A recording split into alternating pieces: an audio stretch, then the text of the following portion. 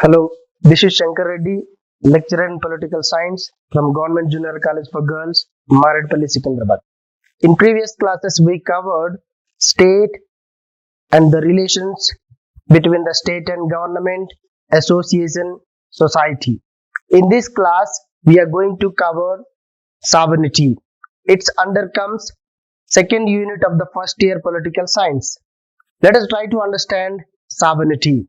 In this topic, we are going to cover the introduction of sovereignty, then meaning of sovereignty, and then aspects of sovereignty, then features of sovereignty, then different types of sovereignty. Finally, theories of sovereignty. Theories of sovereignty.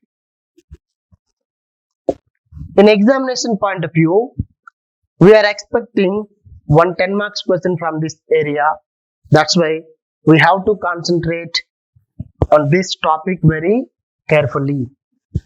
So the introduction of sovereignty. You know that sovereignty is the fourth essential element of the state. The state have four essential elements such as people, territory, government, sovereignty. Sovereignty is the fourth essential element of the state. It is like life of the state. Without the sovereignty, no state is existed.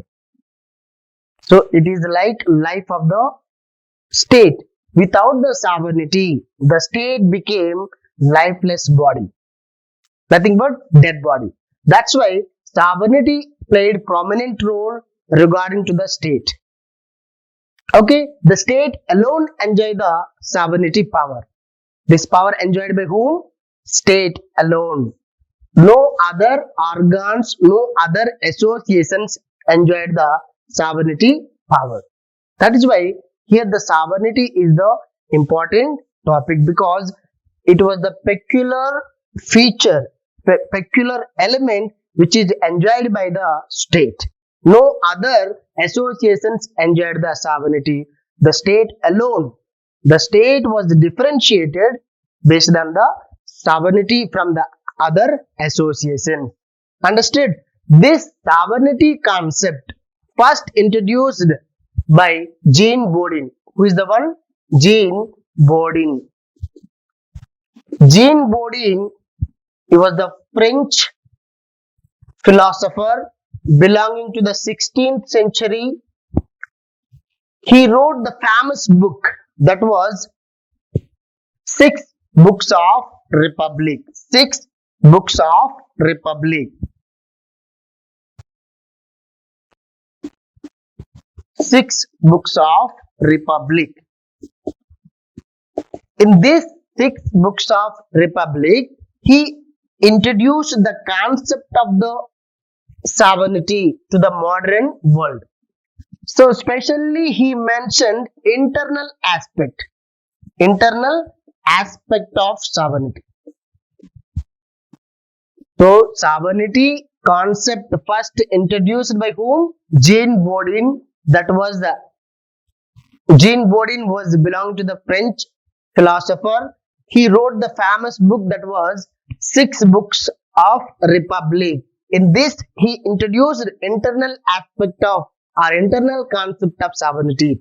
According to the Jean Bodin, what is the meaning of sovereignty? Sovereignty is the term which is derived from the superaneous word. That means the superaneous means supreme power. The supreme power enjoyed by state or the citizens and subjects unrestrained by law. According to whom? Jean Bodin. What is the sovereignty? Sovereignty is the supreme power which is enjoyed by the state or the citizens and subjects unrestrained by law. That means here sovereignty is the ultimate power, apex power. This is the final power which is enjoyed by the state on the citizens and subjects within the territory. So that is called sovereignty power which is enjoyed by the state. Okay. So who introduced the concept of sovereignty here? Jean Bodin. Later on, it was developed by Hugo Grotius. Who is the one? Hugo Grotius. Hugo Grotius, one of the famous jurists.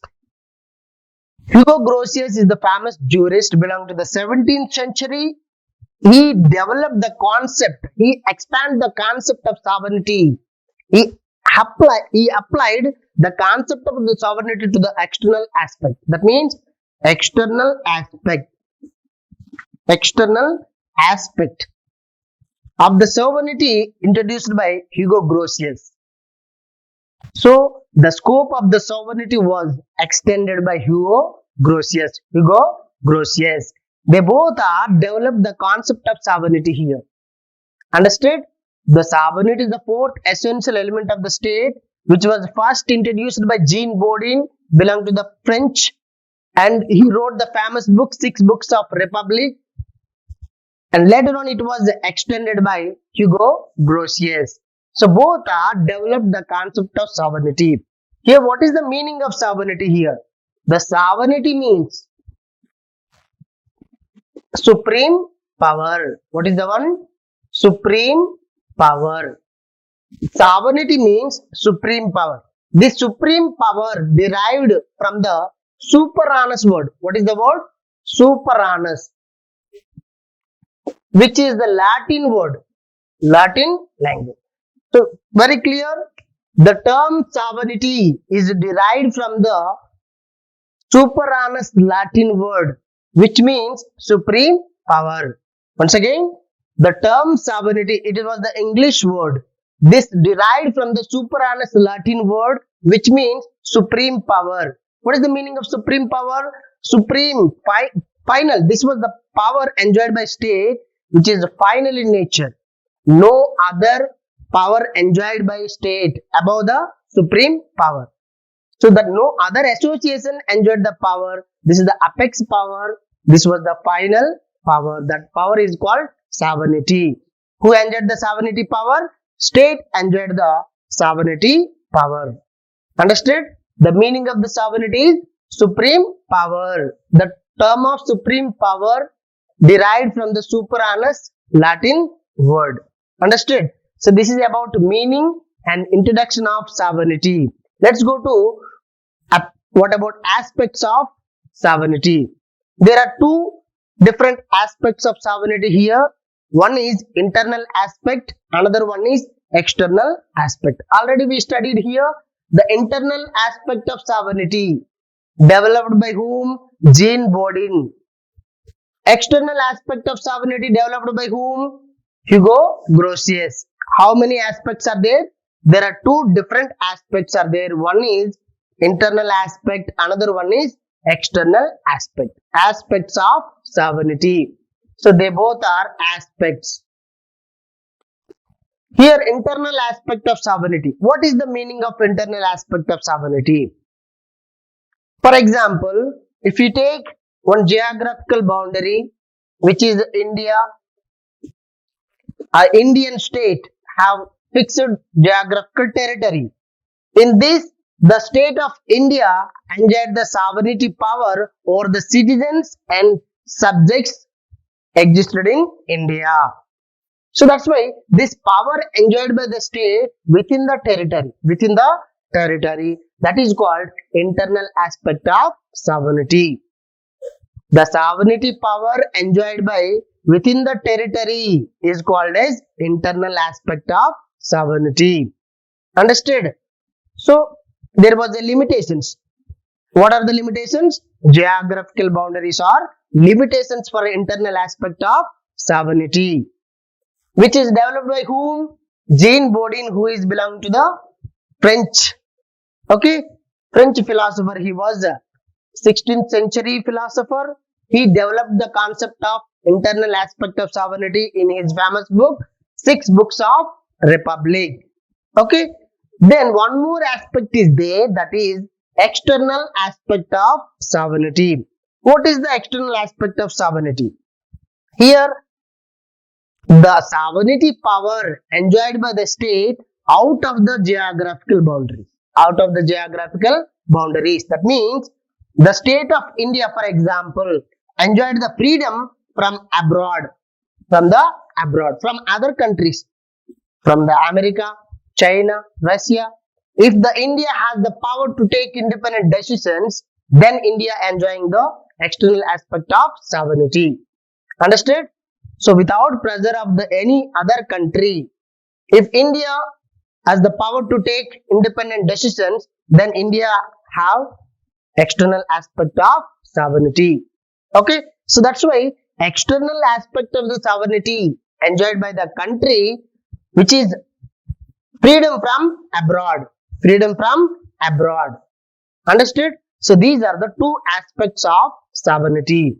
We covered the introduction of the sovereignty and the meaning of sovereignty, aspects of sovereignty. Let us go definitions of sovereignty. Okay, let us try to understand definitions of sovereignty. Here there are so many political philosophers define sovereignty. Out of them, some of very important definitions we will try to observe. The first one is that Willoughby's definition. Willoughby was the famous political philosopher. He defined sovereignty is the supreme will of the state. Sovereignty is supreme will of the state. The state have the will to do about the state, and that will is called supreme will. That will is nothing but the final. That will is sovereignty. Understood? The state have the will to do, that will is final. That will is automatically considered as sovereignty. So according to the Willoughby, sovereignty is the supreme will of the state. So this is the final will of the state. There is no organization, no association overriding the will of the state. Everybody should obey the will of the state. That is called supreme will of the state. Who defined like this? Willoughby. At the same time, Jean Bodin was the one of the famous French philosopher. He defined sovereignty in very detailed manner. Sovereignty is the supreme power of the state. Sovereignty is the supreme power of the state over citizens and subjects unrestrained by law. So once again, sovereignty is the supreme power of the state. Here you have to divide the definition. One is supreme power of the state. According to the Jean Bodin, sovereignty is the supreme power of the state.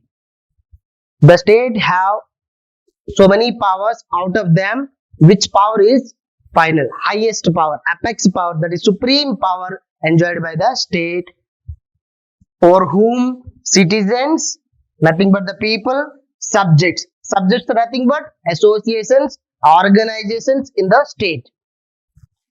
That was unrestrained by law. Unrestrained by law means there is no restrictions by law also. It was not restricted. That supreme power of the state was not restricted by law. So that is unrestrained by law. So above the law, the state enjoyed the supreme power over the citizens and subjects. That is Jean Bodin's definition. Which means sovereignty is the supreme power. No power above the sovereignty power over the citizens and subjects. Even no law above the sovereignty power. Every law under the sovereign power only, according to the Jean Bodin. Understood? It's very clear, I thought. Okay. Then go to Hugo Grotius. Hugo Grotius also one of the famous jurists. He defined sovereignty in very clear manner. That was sovereignty is the supreme political power. The sovereignty is the supreme political power. Jean Bodin defined sovereignty is the supreme power of the state, whereas Hugo Grotius defines political power. The sovereignty is the supreme political power. This was the power given by the people. He clearly mentioned the sovereignty formulated based on the treaty by the people. That was created by state. You know that the supreme political power vested in one person or the group of the person. That means vested him whose acts are not subjected to another. Whose acts, that means the person acts are not subjected by any other, not controlled by, not respected by any other, and whose will cannot be overridden. Whose will cannot be overridden. That means the person here, the sovereignty power enjoyed by whom, that person will cannot be overridden. That person will cannot be overridden. That means that person power cannot be controlled by any organization, any person here. That is why that person whose acts are not restricted, whose acts are not overridden, that person power is sovereignty power. That power enjoyed, the person enjoyed the sovereignty power. This is defined by whom? Hugo Grotius. Understood? And the finally, Blackstone definition. Blackstone belonged to the England. He defined very clearly the sovereignty power is the irresistible. The sovereignty power is irresistible. At the same time, absolute and uncontrolled authority. Sovereignty is the irresistible. It was not resistible, restrictable. At the same time, absolute. It was the final. At the same time, it was unlimited. No limitations, without any limitations. Absolutely, the power irresistibly enjoyed the person or group of the person is called as sovereignty. According to whom? Blackstone. That's why sovereignty is the irresistible, absolute, unlimited authority in which the supreme legal power resides. In which supreme legal power resides. In which means either organizations or either a person or the group of the persons. Okay. So these are the very important definitions of sovereignty given by Willoughby, Jean Bodin, Hugo Grotius, Blackstone, and so many other definitions also there. Out of them, these are the important definitions. So based on these definitions, we concluded sovereignty or sovereign power have some of the features. Let us try to understand the features of sovereignty. Okay, the features of sovereignty. So based on the definitions of sovereignty, we formulated some of the features enjoyed by the sovereignty. One is absoluteness. Another one is universality, permanence, inalienability, indivisibility, exclusiveness. What are they? Absoluteness, universality, permanence, inalienability, indivisibility, exclusiveness. Let us try to understand one by one. In examination point of view, we expected this one as 10 marks one. So at the time of examination point of view, what they asked, define sovereignty and explain the features of sovereignty. At the time, you have to mention two definitions with the introduction of the sovereignty, then explain about the 5 or 6 features of sovereignty. What is the first one? Absoluteness. You know very well, the sovereignty power is absolute. That means the sovereignty which is in absolute in nature is called as absoluteness. What is mean by absolute? Absolute means final. It was the supreme. The meaning of sovereignty, nothing but the supreme power. Understood? That's why the person or the group of the person enjoyed the supreme power or final power is called as sovereignty. That feature is called as absoluteness. Okay? Absoluteness means the supreme power, ultimate power. Nobody can override. So everybody obey the supreme power, that is absolute power, final power. So for example, if you take Jean Bodin's definition, Jean Bodin definition, within the territory, the sovereignty power or enjoyed by the state or the citizens and subjects. That means associations, organizations unrestrained by law. Unrestrained by law. That means no restriction. Even law cannot be restricted the sovereignty power. Above the law, sovereignty power is existed. That was the final power. That power is called absoluteness. That nature is called as absoluteness. Understood? So that's why over the citizens, subjects, the sovereignty power enjoyed by the state is final, supreme. Nobody can against the sovereignty power. Okay, so that is absoluteness. The state alone enjoy the absoluteness. So if the absolute power not enjoyed by the state, the people may revolt against the state. The organization may revolt against the state. That's why for controlling the people, for regulating the individual life, for regulating the associations and organizations, state enjoy the supreme power that is called absoluteness in nature. I thought it's very clear. Is state require absoluteness or not? Yes, the state require absoluteness sovereignty power. Unless the state enjoyed the sovereignty power, it unable to control the entire the people.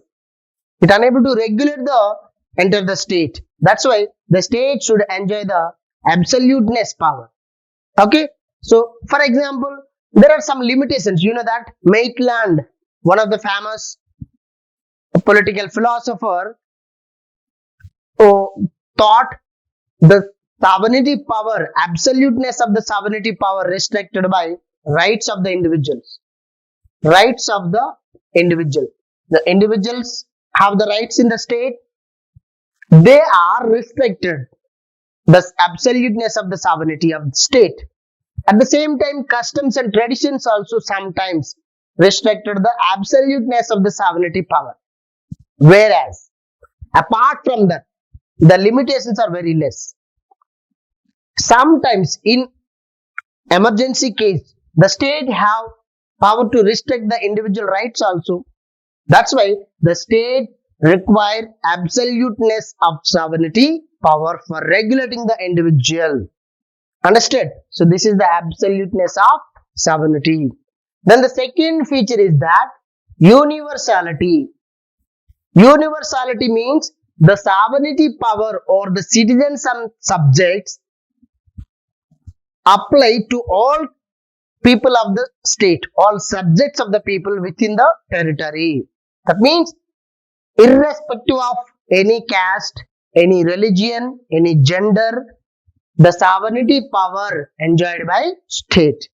That means the state can regulate all over the people, all community of the people, all type of associations. That is, it applicable universally, irrespective of any caste, any religion, any community, any gender. The sovereignty power applied to all the people, all category of the people. Understood? That's why it's required universality. Sovereignty required universality. It apply all the communities. Okay. So this is called universal in nature. Is sovereignty universal in nature? Yes. The sovereignty apply the candidate who is live in here, the candidate who is live in here, here to here, here to here. It apply all the people. It restricted all community of the people. So this is called universal in nature. Then what about the permanence? Is sovereignty is permanent in nature? Yes, sovereignty is the permanent in nature. Governments may change, whereas state cannot change. Unless the state change, the sovereignty cannot change. That means up to the state is existed, the sovereignty automatically existed. If any external aggression is existed and possible, then sovereignty shift from one state to another state. But sovereignty cannot abolish.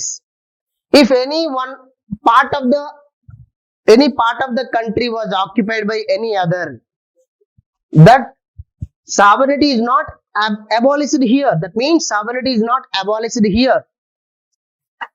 That means here what we concluded, sovereignty is permanent in nature. Sovereignty is permanent in nature because state is permanent organization. State cannot abolish, whereas governments can change from every 5 years due to the revolutions, due to the elections, you know that. Whereas state cannot change, the power of the state cannot be changed. That is permanent in nature. That's why in England, one famous statement given by people at the time of king was expired. The king was dead, but long live the king. King was dead. Long live the king. King was dead.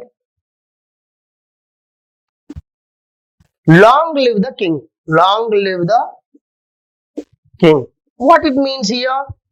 Here the king means who ruled the kingdom.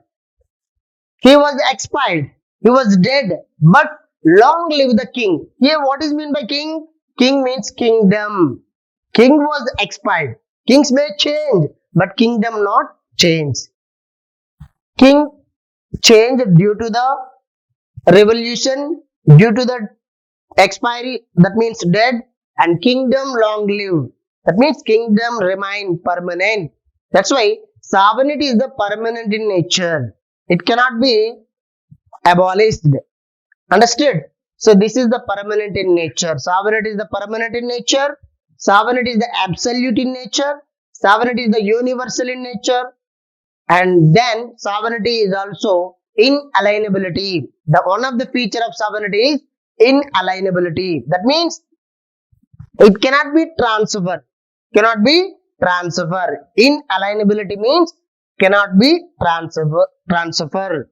The sovereignty enjoyed by the state.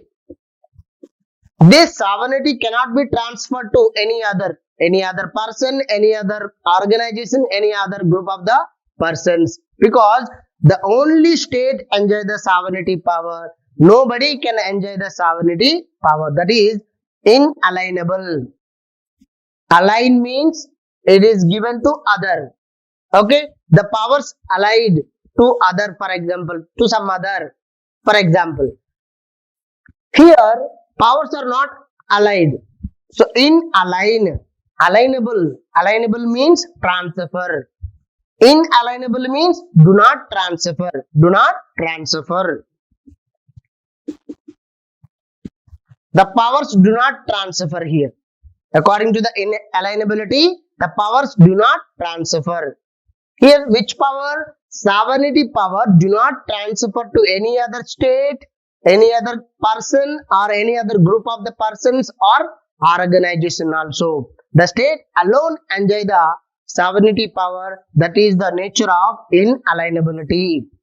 Okay, the sovereignty power do not transfer to any other is nothing but inalienability.